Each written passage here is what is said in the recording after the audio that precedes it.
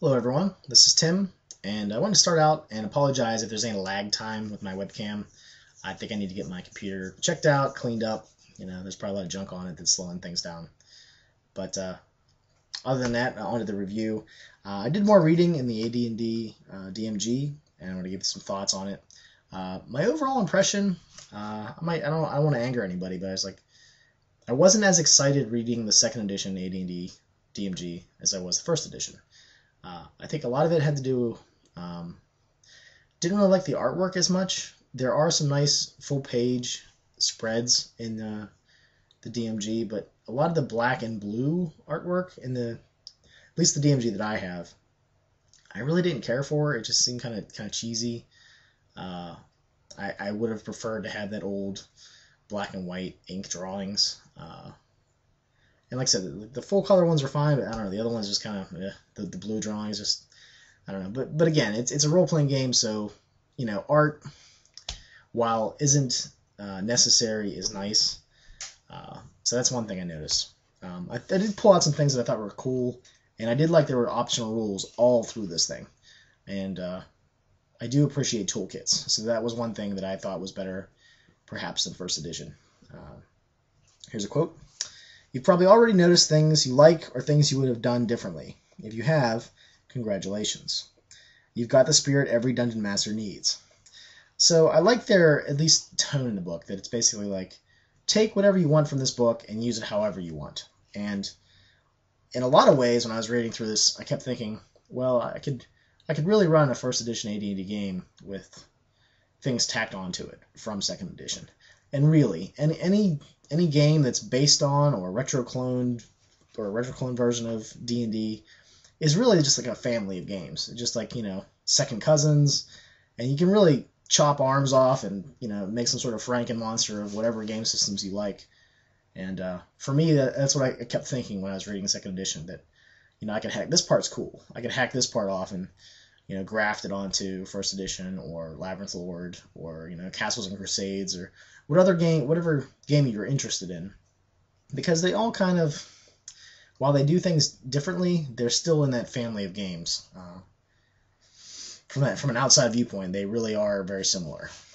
I know we like to parse hairs and jump about all the differences, but it really is just one kind of dysfunctional family that you can make come to a family reunion every once in a while. Another quote. Take the time to have fun with the AD&D rules. Add, create, expand, and extrapolate. The rules are only guidelines. And I like any RPG that says that. I know that's kind of, I don't know, I think every RPG says that, but it's still nice to hear. I like the 3-column format. I've noticed a lot of new games don't really use that format, but it always makes me think of the rules encyclopedia. Another quote. The DM has the primary responsibility for the success of his campaign, and he must take an active hand in guiding it. Again, it's putting more pressure on the DM, and even in cases where the DM is very, very strong, very authoritative, I still think that the game, especially the fun of the game, resides not only with the GM, but with the players as well. The thing that I liked, the demi-human level limits were raised. I like that. There's kind of pros and cons between the index is in the DMG and not the player's handbook, so that's more like a formatting problem, I think. I guess they put more responsibility on the GM to tell people where things are and to kind of help them out in that regard. They go through. There's different pros and cons for different dice rolling methods for generating stats. My cats like to break things when I do videos. But they're not an overwhelming factor in the game. I mean, everybody wants high stats, but I don't know. There's different methods for whatever style of, if you want a gritty game with, very average stats, you can do that. If you want to do more of a high magic, high fantasy kind of thing, you can do that as well. It really just comes down to whatever you want to do. You're the GM, make the call, and then the players look towards you to say, what am I rolling for stats, or are we doing a different method for stats? But I thought that was interesting. Let's see here. Certainly, ability scores have an effect on the game, but they are not the overwhelming factor in a character's success or failure. Far more important is the cleverness and ingenuity of the player and what they bring to their character. And I like that as well. Stats are kind of like I guess you could say like a foundation, and really whatever you want to do from there is up to you.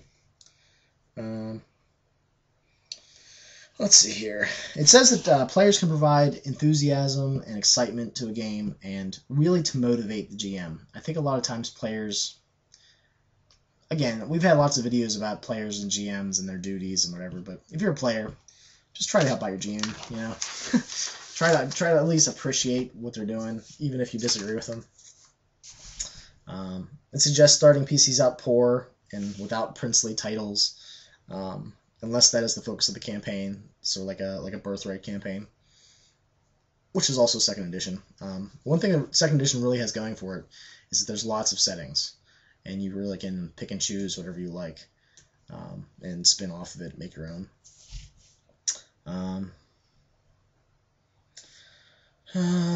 It talks about how humans are important to fantasy settings, and that it's a good starting point for novice people into the hobby. And while I do agree with that, I think that there's also a thing to be said about having different races as options. I know I'm more of a humans in funny ears and funny, whatever. I like to play the demi-humans. I like to play something other than human, because every day I have to be human.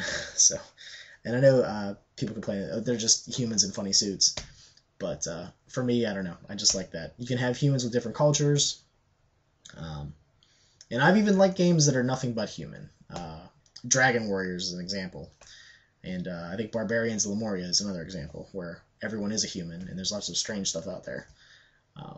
So I guess I just don't like when demi-humans are not as good of an option. But that's my whole humanocentric setting kind of rant that I've done in the past, so I won't really rehash that again. Maybe it should be devoted to its own video, like My Name Is Not Lily suggested. There are lots of optional rules in the sidebars, and they give you a nice toolkit approach to things, like options. Like option number 1, if you don't want this, you want a different initiative system, use this.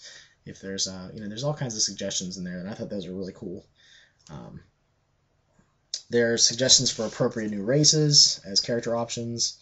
And remember, most of the rules for the game are in the player's handbook, and there definitely are some, especially for the Dungeon Master in this book.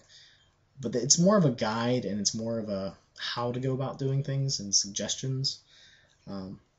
So it's not a bad read. For some reason, I just seem to latch onto the first edition and the original Dungeons & Dragons better. I don't know why. It's just me, I guess.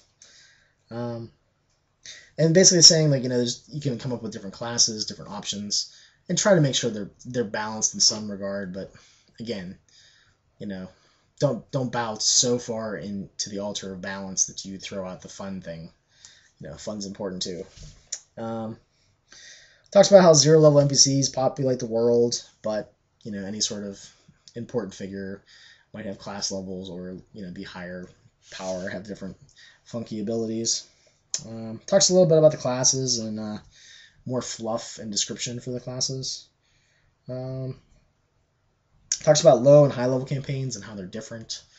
Suggestions for what you can do, and those are pretty good suggestions. I tend to like low level campaigns better. When the players are rolling around in money and have all sorts of influence and power, I seem to burn out faster. I like keeping, but maybe I'm a bastard, but I think when the players are poor to getting by is really when most of the fun happens. When they're struggling to get by, and they really need that loot that's in that chest, and they're really willing to risk that their life to find it. Sorry about that. I'm trying something new to keep the light out, and it's not really working too well. Let's see here. Talks about alignments, and we all have had that alignment debate. And you would think that alignment would be kind of strict, but they kind of play it fast and loose and let you just go with it. Okay, as far as alignments go, they also give alignments for kingdoms, governments, people, religions, and they talk about how those definitions actually work for those things. Like, what does it mean for a government to be lawful evil? What does it mean for this? So those are kind of nice. When I made my Marth setting, that really kind of helped me figure out how the government treated its people. And the idea that kind of popped into my head, especially when I was reading this, is that the government can be a different alignment than the people. So even if you're going to war against a lawful evil kingdom, in quotes, the people might not be lawful evil. They might just be under a tyrannical government that really doesn't have their best interest in need or in their goals. So that's something to keep in mind, I think. And they go through just all sorts of adjectives for what kingdoms are like, cultures, alignments for magic abilities. And here's a quote. Alignment is a tool to aid role-playing, not a hammer to force characters to do things they don't want to do. In the Lamentations of the Flame Princess book that I've been reading, the box set, they even take a looser interpretation of alignment, which was kind of strange for me, but this was kind of cool. And basically, one thing to remember, no matter what your alignment is, there are always consequences to your actions. I mean, sometimes you get away with things and you don't get caught, but there are consequences. And just because, you're chaotic evil doesn't mean you're not going to spend the rest of your life in a prison somewhere doing hard labor breaking rocks with a hammer. So something to keep in mind. The optional proficiency system is in here, and they give you suggestions, pros and cons for it and not having it. And again, I was struck by that. I thought proficiencies and non-weapon proficiencies were standard, like that was the game, and I didn't realize those were optional. So in that regard, I think that was pretty cool, because it really lets the people play their own version of AD&D, had their own culture of play. For tournaments, I think there was a strict way of doing things, but I like that they were optional. And there's lots of information about the proficiencies. I won't really go into those here, but they're worth checking out. They're kind of like the precursors to the skills. But there were a lot of games before, 3rd edition that had skills. So when 3rd edition did that, it really wasn't anything new. It was just sort of new for Dungeons and Dragons. And I guess there were skills back in the rules encyclopedia days too. So I don't know, just something to think about. It talks about monetary systems, real world examples. Talk about taxes and accounting, and how you can use these to sort of whittle away the player's wealth. They talk about equipment for different world periods, horses, weapon qualities, and just more details. Item saving throws. Really, the things you would expect to be in a Dungeon Master's Guide are in here, and I'm not going to go through all of them. They go through situations, underwater combat and other things like that might come up in a game. Talk about experience, how to give it out. If you give out optional experience points, for story goals or good role playing. And the 1 XP per gold that is in the basic Dungeons and Dragons is an optional role here.